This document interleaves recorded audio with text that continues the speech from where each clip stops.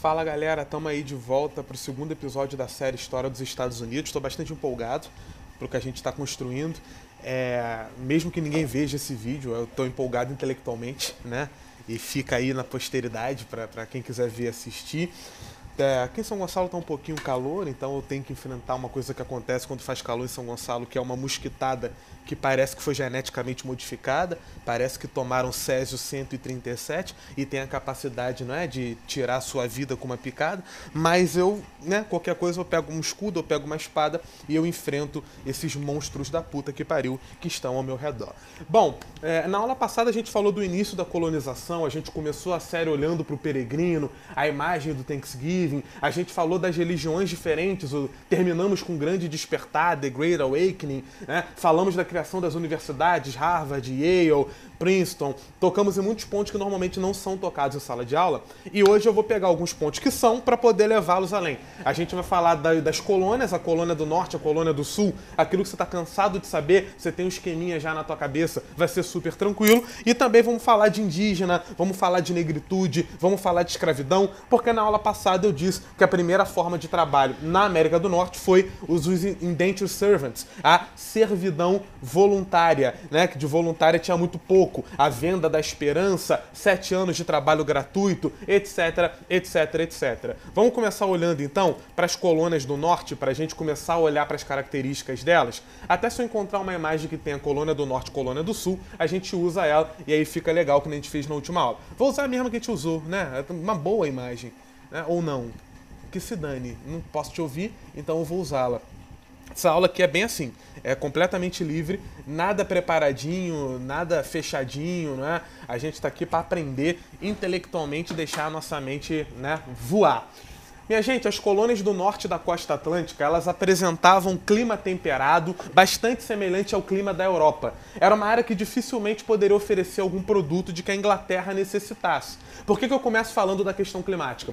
Porque foi essa questão climática que vai favorecer o surgimento bastante único no universo colonial americano até então, de um núcleo colonial que era voltado à policultura e não à monocultura, que era voltado ao mercado interno e não completamente condicionado aos interesses da metrópole.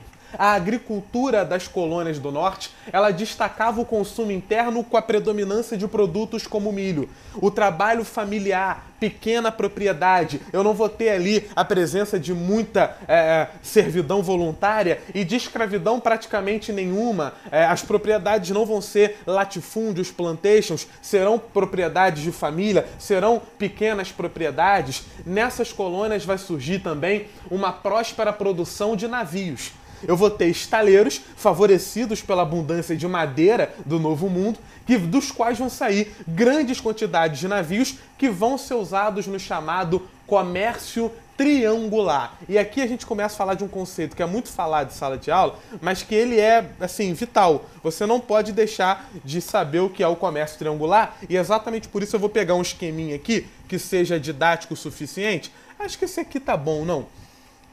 Ele tá bem, eu diria bem, não, ele tá muito resumidinho pro meu gosto. Esse aqui me agrada mais. Ah, mas tem muita seta, problema, não tem, você dá stop, você dá pausa no vídeo e vê a imagem. Eu tô catando no Google, você pode catar essa imagem também e pode vê-la enquanto você tá ouvindo a aula, você vai acompanhando, olhando pra imagem. Gente, o comércio triangular ele pode ser descrito de maneira simplificada como a compra de cana e de melado das Antilhas, ali na América Central, cana e melado que vão ser transformadas em rum, uma bebida que vai ter fácil mercado na África. Então eu vou comprar cana e melado nas Antilhas, vou transformar essa cana e esse melado em rum, vou levar esse rum para a África em navios produzidos aqui na Nova Inglaterra, aqui nas colônias do norte, e esse rum eu vou trocar por escravos. Pô, professor, mas eu aprendi na escola que as colônias do norte não tinham escravos e que a galera lá não fazia escravidão. Você tá certo. Só que aí você vê como é que o erro já começa aí. O professor apresenta essa parada e cria um esquema de bonzinho e vilão na tua cabeça. A galera do sul que era vilã porque tinha escravo e a galera do norte que era capitalista. Meu irmão, não tem essa. A galera do norte comprava escravo lá na África para poder vender esses escravos, ou nas fazendas das Antilhas, ou nas colônias do sul. Então, quem fazia grande parte do tráfico de escravos eram os fabricantes de madeira, de rum, das colônias do norte. Grande parte desse tráfico de pessoas negras escravizadas era comandada pela galera do comércio triangular, pela galera das colônias do norte, que iam lá, trocavam escravo por rum, levavam esses escravos para as Antilhas ou para as colônias do sul. Depois da venda, os navios voltavam para o norte com mais melado e mais cana para produzir mais rum e assim fazer com que o ciclo virtuoso econômico continuasse gerando lucros. Era uma atividade altamente lucrativa, principalmente por garantir que o navio tivesse sempre carregado de produtos para vender aqui ou acolá. Esse comércio triangular, ele também pode envolver a Europa, para onde os navios levavam açúcar das Antilhas e voltavam com os porões repletos de produtos manufaturados, como você pode ver no esqueminha também. Então, o que eu estou vendo aqui? Eu estou vendo o estabelecimento de sólidas relações comerciais embasadas na indústria naval das colônias do norte dos Estados Unidos. Então percebe como é completamente diferente de qualquer outra coisa, de qualquer outra experiência no restante da América colonizada. O comércio triangular, ele é muito diferente de quase qualquer procedimento que você vai ver do ponto de vista comercial no restante da América.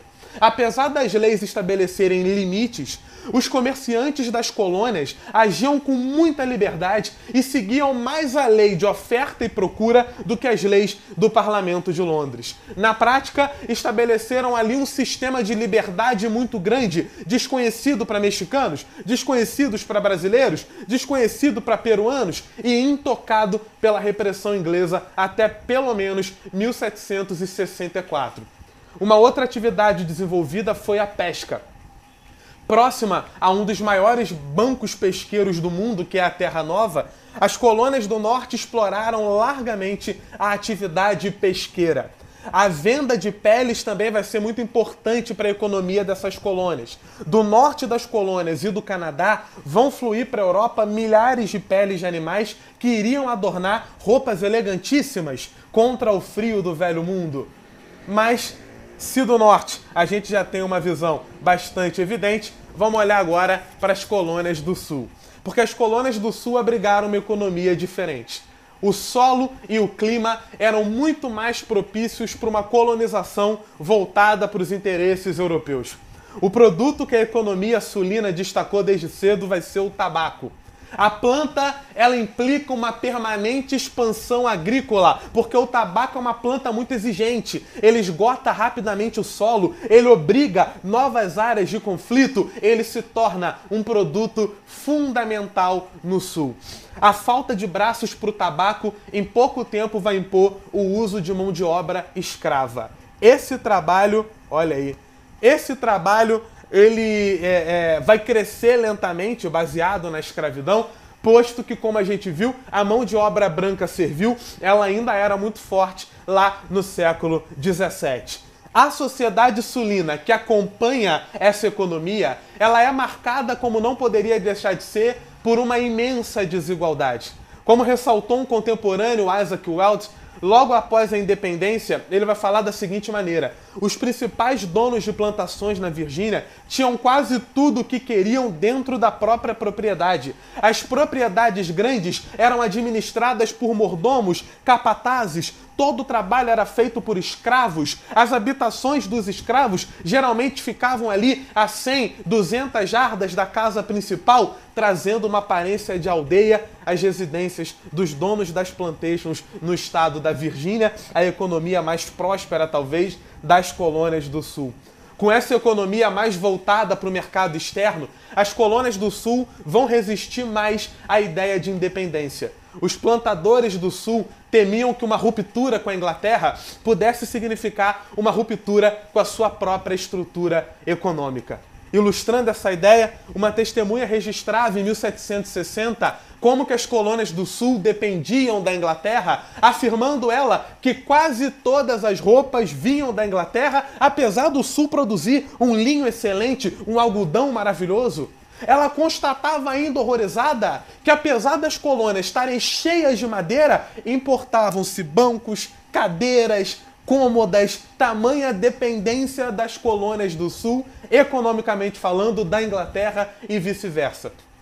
Pra gente finalizar essa leitura bastante padrão, por isso que eu falo assim de maneira mais direta, as colônias chamadas do centro, que eu comentei na última aula, elas teriam a sua vida econômica mais ligada à agricultura, principalmente ao cultivo de cereais. Elas foram as últimas colônias conquistadas pela Inglaterra, como eu falei, Nova York, Delaware, era uma galera que foi inicialmente colonizada por estrangeiros, holandeses, suecos, enfim, e predominavam nelas também as pequenas propriedades, e a exemplo do norte, também eu vou observar o desenvolvimento de atividade manufatureira.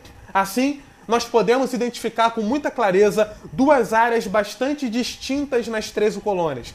As colônias do norte, com predominância da pequena propriedade, do trabalho livre, de atividades manufatureiras e com um mercado interno relativamente desenvolvido, realizando o comércio triangular. E, por outro lado, as colônias do sul, com predomínio do latifúndio voltado quase que inteiramente para a exportação, ao trabalho servil e ao trabalho escravo e pouco desenvolvidas quanto às manufaturas. Essas diferenças são muito importantes para vocês, porque elas são fundamentais tanto no momento da independência quanto no momento da Guerra Civil Americana no século XIX. Mas chega o momento da gente falar dos indígenas. Centenas de tribos indígenas habitavam a América do Norte até a chegada dos europeus. Há uma variedade enorme nessas tribos. Só de línguas diferentes a gente encontra mais de 300. Grupos indígenas, eu vou ver se eu encontro aqui a imagem de alguns para vocês poderem ver. Ah, claro que a gente encontra. Os Cherokees, por exemplo, são os mais famosos talvez, mas a gente vai ter também os Iroqueses, cuja imagem você vê aí, e você pode pesquisar mais também, se você quiser. A gente vai ter também os Algonquinos, que eu digitei errado, mas o pai Google, ele nos corrige de maneira maravilhosa, ou não, ou ele faz a gente voltar para o início, como eu acabei de fazer por ser um completo jumento. Olha os algonquinos aqui, ó. Tem até o mapinha de onde eles habitavam, para quem quiser dar uma olhada. Vai pegando esses nomes, vai digitando, quem quiser pesquisar um pouquinho mais. Você pode também pesquisar sobre os índios Comanches. Você vê ali que eu digitei Comanche, a primeira parada que apareceu era um motel. O Comanche Motel. Os índios Comanches, eles inspiram esse personagem aqui do Johnny Depp, que vocês já devem ter visto. Não é Piratas do Caribe isso aqui não, tá, gente? Isso aqui é o... Eu esqueci o nome dessa droga desse filme. E agora? Olha aí, aqui ao vivo, eu não vou editar nada disso, quero nem saber. Esqueci o nome do filme, aquele filme que o Johnny Depp faz com Armie Hammer. Sabe qual é? Do Me Chame Pelo Seu Nome? Ah, enfim, digita aí Johnny Depp e Armie Hammer, ou Johnny Depp Comanche, que você vai ver que filme que... Eu poderia digitar aqui agora, mas eu não vou fazer isso, porque o foco é a aula. Você pode também colocar os Apaches, né? Que também são bem famosinhos. O cinema norte-americano, ele fala muito dos índios Apaches. Esses grupos indígenas todos que eu estou citando, eles povoavam todo o território do Atlântico até o Pacífico. Alguns grupos, inclusive, vão dar nomes à geografia dos Estados Unidos. Dakota, Delaware, Massachusetts, Iowa, Illinois, Missouri. Por toda a América, a história dessas tribos seria profundamente modificada pela chegada dos europeus. As opiniões dos colonos sobre os indígenas variaram, mas elas foram quase sempre negativas. Um dos mais antigos relatos sobre os índios que a gente tem, de 1628, ele é de autoria de um babaca chamado Jones Michaelius. Será que tem imagem desse imbecil aqui? Não tem imagem dele, não. Não tem imagem dele, não tem imagem só do livro. Tem imagem dele, sim. Não tem imagem dele, não. Tem imagem dele, sim. Tá aqui, ó. O Jonas Michaelius, ele vai fazer um relato falando o seguinte: quanto aos nativos desse país, encontro-os totalmente selvagens e primitivos, alheios a toda decência. Mais ainda, incivilizados e estúpidos como estacas de jardim, espertos em todas as perversidades e ímpios, homens endemoniados, que não servem a ninguém senão o diabo. É difícil dizer como se pode guiar a essa gente o verdadeiro conhecimento de Deus e do seu mediador, Jesus Christ. Jonas Michaelius, ele parte de um ponto de vista europeu. Como os índios não têm uma cultura semelhante à europeia, ele considera os índios incivilizados. É aquilo que a gente chama de eurocentrismo. Ele não pode ver um outro tipo de civilização. Tudo que ele vê são dois grupos, o grupo dos civilizados e o grupo dos incivilizados. Os que não são civilizados, no caso, os nativos, seriam então como estacas de jardim. O preconceito, como mostrado nesse documento que eu acabei de ler, ele não foi o único dano que os ingleses vão causar aos índios. Mesmo se não fossem agressivos, os europeus já seriam perigosos. A imigração europeia havia introduzido na América do Norte doenças para as quais os nativos não vão ter defesa. As epidemias nas colônias inglesas atingiram os indígenas da mesma maneira que nas áreas ibéricas. No caso da América do Norte, o sarampo vai ser o principal fator de morte, matando milhares de indígenas em toda a América. A ocupação das terras indígenas por parte dos colonos, ela vai se basear em argumentos de ordem teológica. Os peregrinos haviam se identificado, como a gente viu na última aula, com um povo eleito que Deus conduzia a uma terra prometida. Tal como Deus deu força a Josué, na Bíblia, para expulsar os habitantes da terra prometida, eles acreditavam no seu direito de expulsar os que habitavam a sua Canaã. John Cotton, um pastor puritano, fez vários sermões nos quais destacou a semelhança entre a nação inglesa e a luta pela terra prometida descrita no Antigo Testamento. Embora o fato seja bem pouco conhecido da história norte-americana, os índios também foram escravizados. Os colonos das Carolinas, em particular, desenvolveram o hábito de vender índios como escravos. Em 1708, a Carolina do Sul contava com 1.400 escravos índios, uma prática que vai permanecer até a independência. É claro que é natural imaginar uma reação por parte dos índios. A expansão agrícola por sobre as áreas indígenas originou ataques violentos como resposta. No começo da colonização, mais de uma aldeia inglesa vai ser arrasada por ataque indígena. Por exemplo, a aldeia de Wollstonecraft, na Virgínia. Dos vários tratados de paz entre colonos e índios, demarcando terras de uns e de outros, surge a prática das reservas indígenas, as áreas que pertenceriam exclusivamente aos índios. A permanência de conflitos, mesmo com os índios das reservas, revela que esses acordos não foram cumpridos em nenhum momento da história dos Estados Unidos. Mais de uma vez, historiadores empregaram a expressão genocídio para caracterizar o massacre de populações indígenas na América do Norte. Isso não é incorreto. E isso não é diferente do que aconteceu em todo o resto da América. A ideia europeia de colonização significou uma mortandade imensa em todo o continente americano.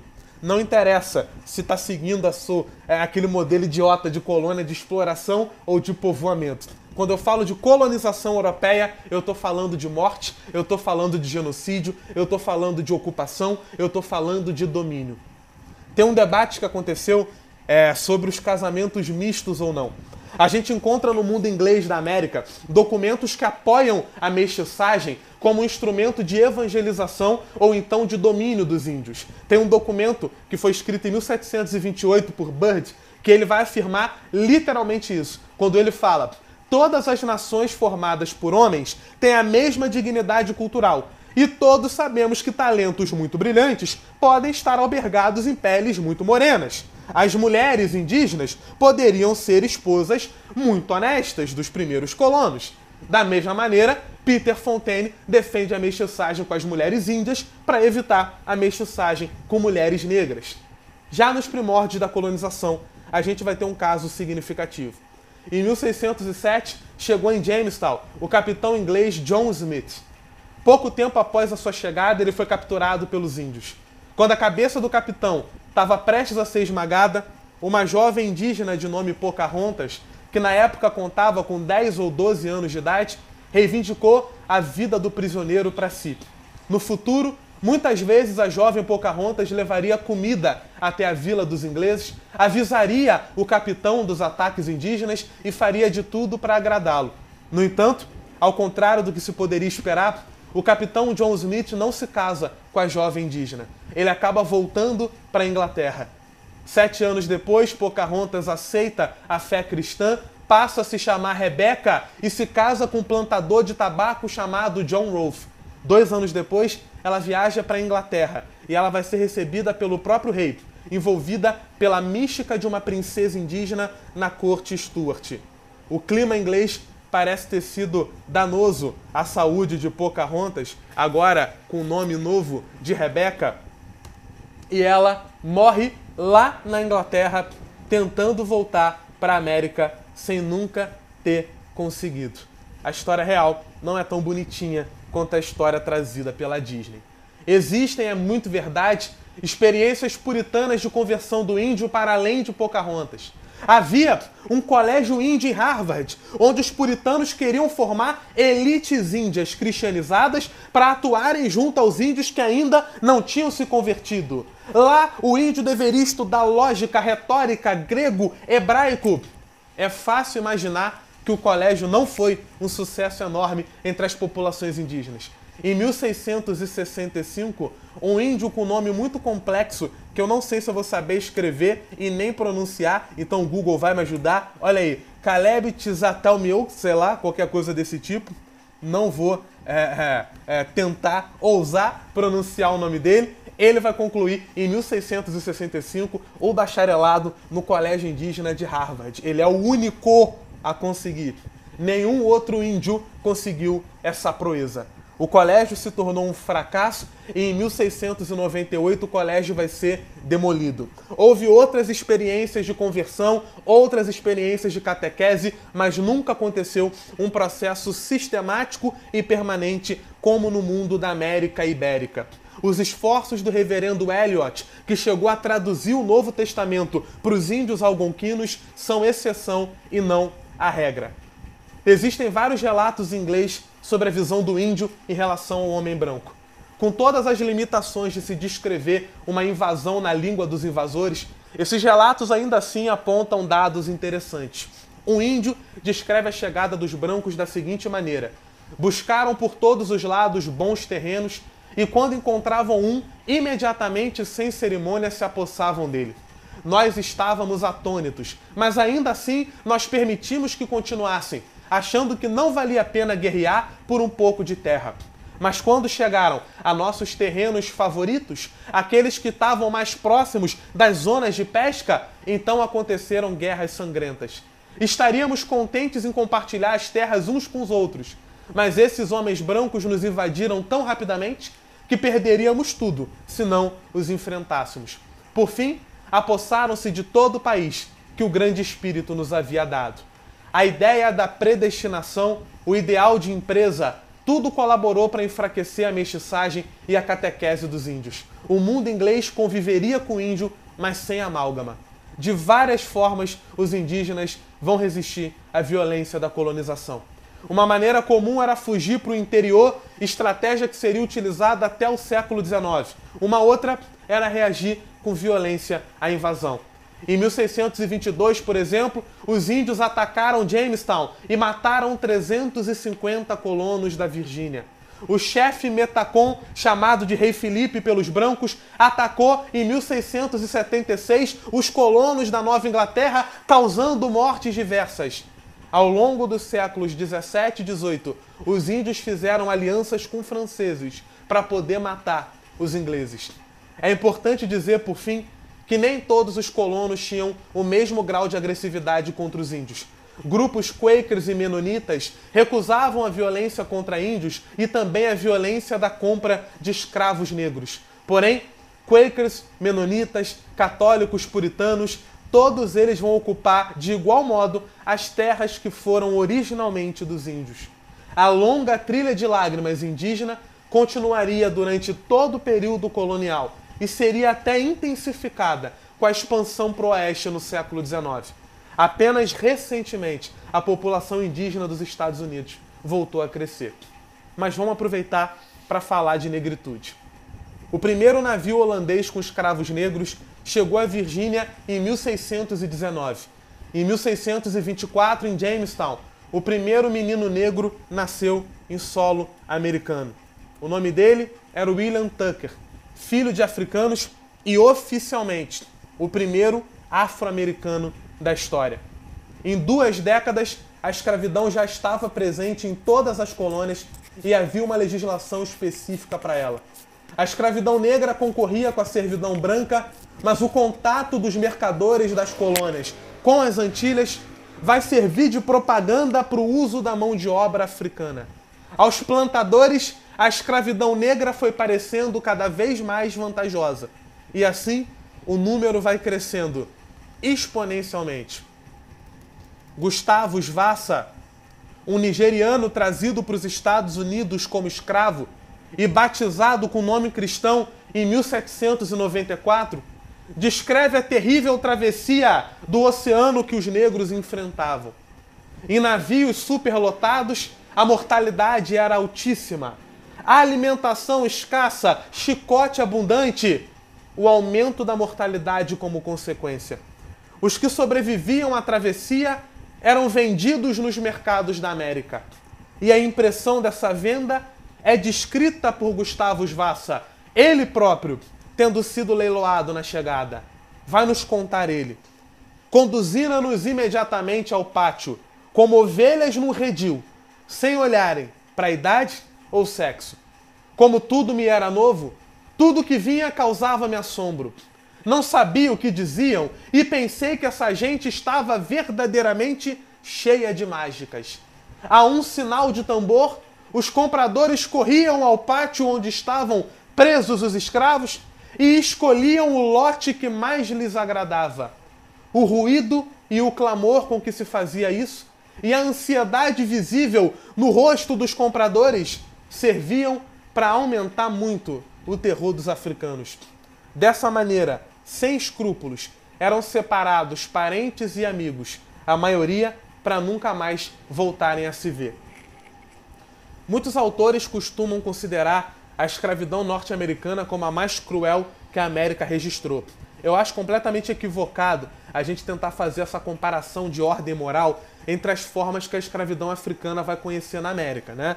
O historiador norte-americano Frank Tannenbaum, ele vai dizer que a escravidão nas áreas anglo-saxônicas, ela fez parte de um mundo moderno, com relações sociais individualistas, um sistema jurídico baseado nas leis anglo-saxônicas, o que vai fazer do escravo lá mais um objeto do que um ser humano. Enquanto, vai dizer ele, na zona ibérica, o escravo ele fazia parte de uma sociedade paternalista. Ele era tratado como posse, como objeto, mas era num sentido diferente. Ele tinha negociação, ele tinha abertura para fazer uma sociabilidade com o senhor. O Gilberto Freire vai trazer isso para cá no livro Casagrande Senzala, e eu gosto muito da historiografia dos anos 70, que vai quebrar com isso.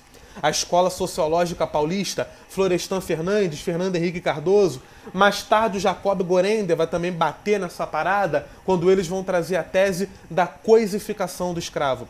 Eles vão falar, tanto lá quanto aqui, a partir do momento que uma pessoa é escravizada, ela morre culturalmente como ser humano. Ela é coisificada. E não existe medição de violência, porque a escravidão é a violência máxima. Ao ser escravizado, o ato de violência já foi cometido. Como é que a gente pode julgar se é melhor ou pior, se o trabalho é mais árduo ou menos árduo, se a gente está falando de escravidão?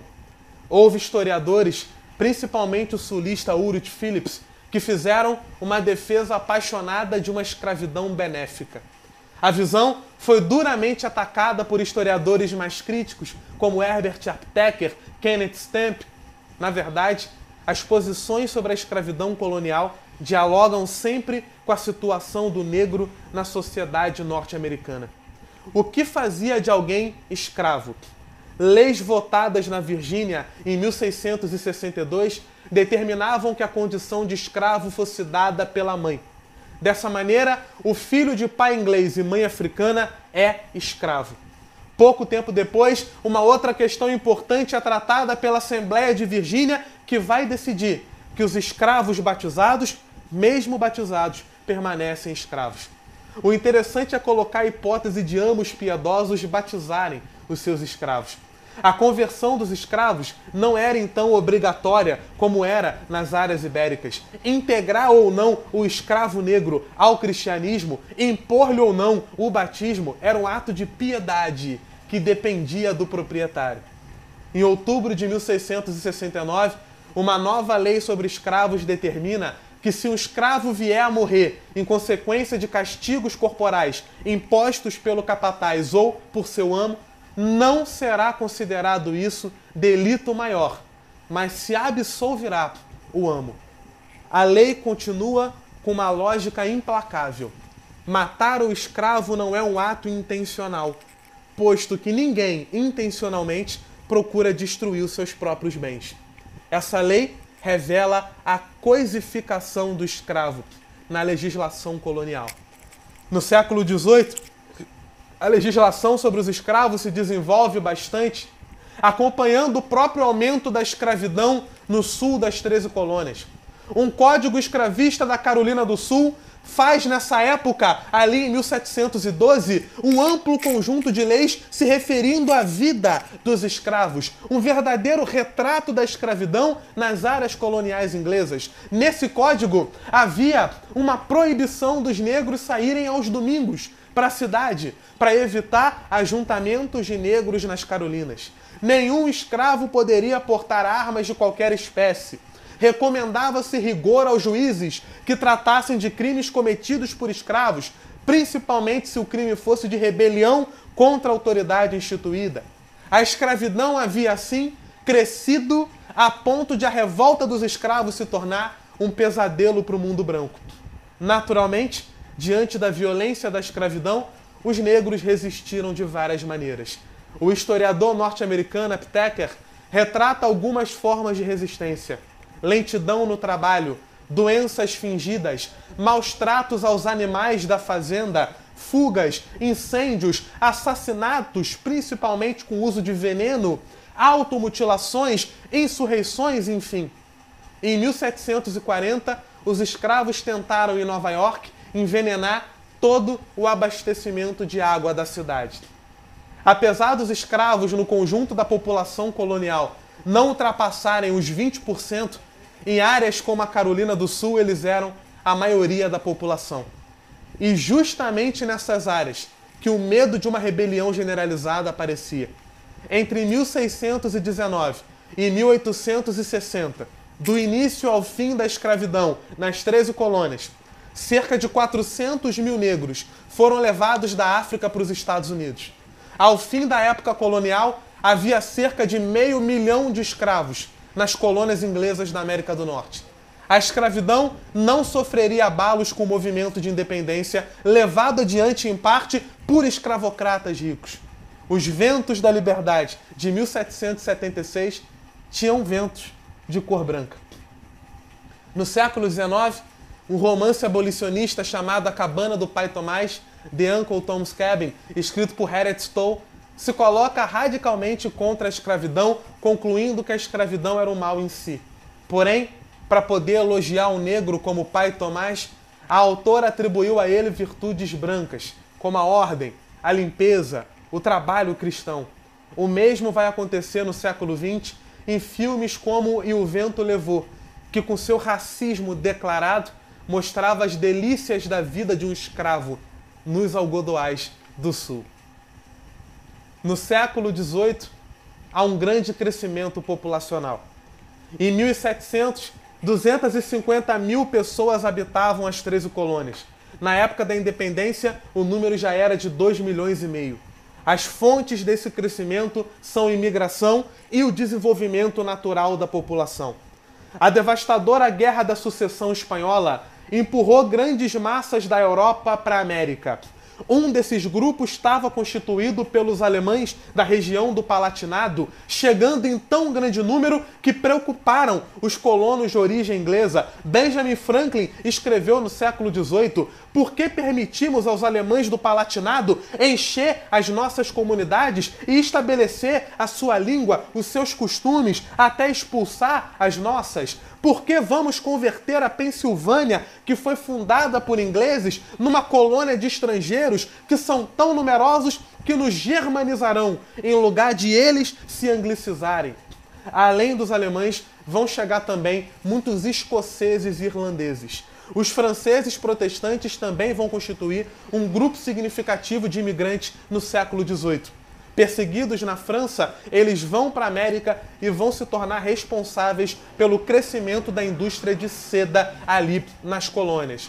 Um dos efeitos dessa grande leva de imigrantes não ingleses foi colaborar para o afastamento das colônias americanas da sua metrópole britânica. Se constituía assim um novo mundo, com valores que eram às vezes diferentes dos valores ingleses.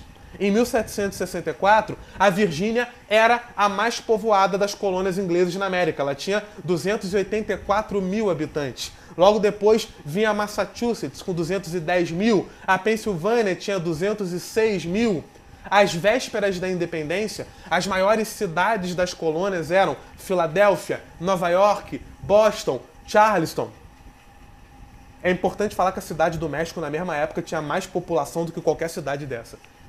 Nas cidades, a elite comerciante era o grupo mais importante. Comparativamente à Inglaterra do mesmo período, havia menos pobres nas cidades da América. No entanto, a maioria da população das 13 colônias era rural. No norte, como eu falei, predominando pequenas propriedades familiares, no sul, as grandes plantações. Mas para a gente terminar, um comentário sobre a vida cotidiana. A família das colônias em muito se assemelhava às famílias europeias. Havia uma média de 7 filhos por casa, com uma alta taxa de mortalidade infantil.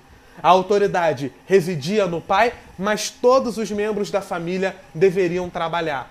As mulheres tinham trabalhos dentro e fora de casa. Pelas mãos delas, a família se vestia, comia, obtinha iluminação, tendo em vista que tecidos, alimentos e velas eram geralmente produção caseira.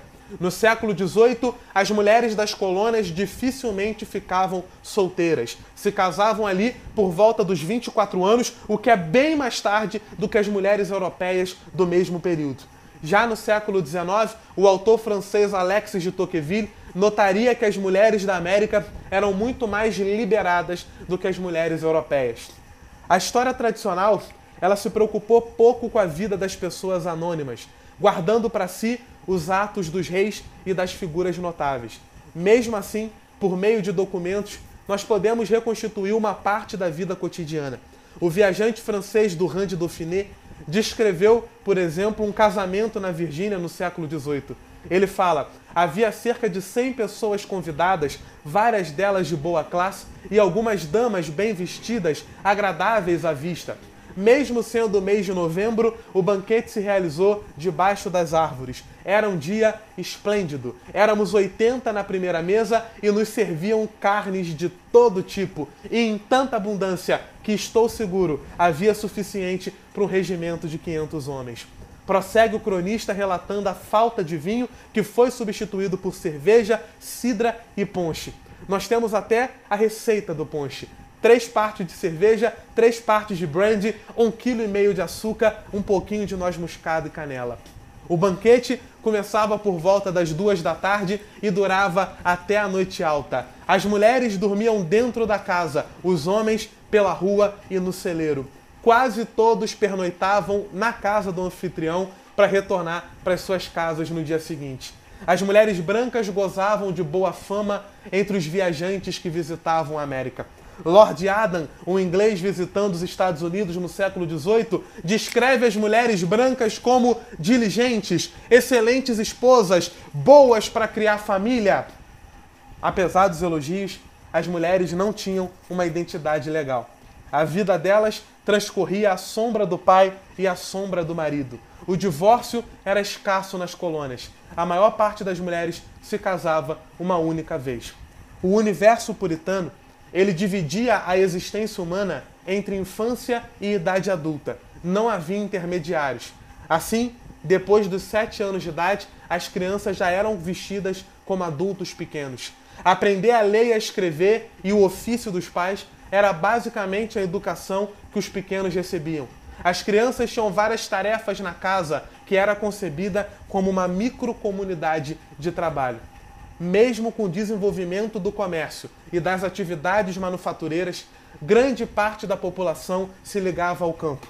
A maioria dos homens, portanto, se dedicava à agricultura. Numa cultura prática, os objetos também são, acima de tudo, práticos.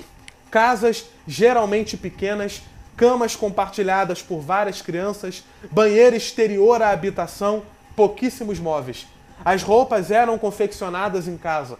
A sociedade puritana, em particular, se vestia de maneira muito sóbria, com tons sempre escuros, as joias quase inexistentes. Quase todos os homens andavam armados.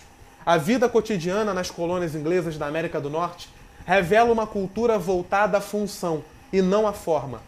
Nas igrejas coloniais ibéricas, quadros ornamentados, altares cheios de pinturas, detalhes, tudo destacava uma forma opulenta que devia levar a Deus.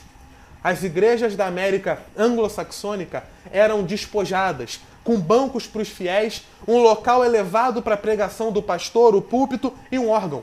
Acabou. As igrejas puritanas, notadamente, tinham o destaque para o púlpito, ao contrário das católicas, que destacavam o altar. No mundo que se dedicava pouco à diversão, o anglo-saxão costumava ligar trabalho e lazer. As reuniões festivas dos colonos tinham quase sempre um objetivo prático: construir um celeiro, preparar conservas, enfim. A festa se misturava ao trabalho. Em 1759, o clérigo britânico Burnaby descreveu Williamsburg, na Virgínia, como uma cidade de 200 casas, ruas paralelas, praça no centro e construções de madeira. O autor destaca a simplicidade dos edifícios públicos, tirando o palácio governamental. A cidade só ficava mais animada em época de assembleias, quando a população rural se destinava a ela. Nos relatos da vida cotidiana nas colônias, há um princípio prático que volta com muita insistência. Tanto na vida cultural como na vida econômica, as populações das colônias se dedicaram pouco a atividades de especulação filosófica ou artística. Poucos documentos ilustram tão bem essa característica como uma carta de John Adams, em 1780. Morando em Paris, ele escreve o seguinte: eu poderia encher volumes com descrições de templos e palácios, pinturas, esculturas, tapeçarias e porcelanas se me sobrasse tempo. Mas não poderia fazer isso sem negligenciar os meus deveres. Devo estudar política e guerra, para que meus filhos possam ter a liberdade de estudar matemática e filosofia, geografia, história natural, arquitetura naval, navegação, comércio e agricultura, a fim de que deem para os seus filhos o direito, aí sim, de estudar pintura, poesia, música, arquitetura, estatuária, tapeçaria e porcelana. Na mentalidade de John Adams, que não constitui uma exceção nas colônias, a guerra era o primeiro item. Depois viriam as atividades econômicas. E, por fim, quando tudo tivesse feito, sobra espaço para a arte formal, propriamente dita. A gente mergulhou um pouquinho na colônia. Na próxima aula, a gente vai começar o processo de independência. Muito obrigado por quem assistiu e ficou até aqui. Eu espero que esse vídeo possa ajudar pessoas que estão assistindo as aulas. O meu método de ensino não é um método românticozinho, travado, resumido, nada desse tipo. É uma história crítica, mas é uma história que eu considero aquela que de fato traz conhecimento pleno sobre um assunto. Grande abraço a todos e até o próximo encontro.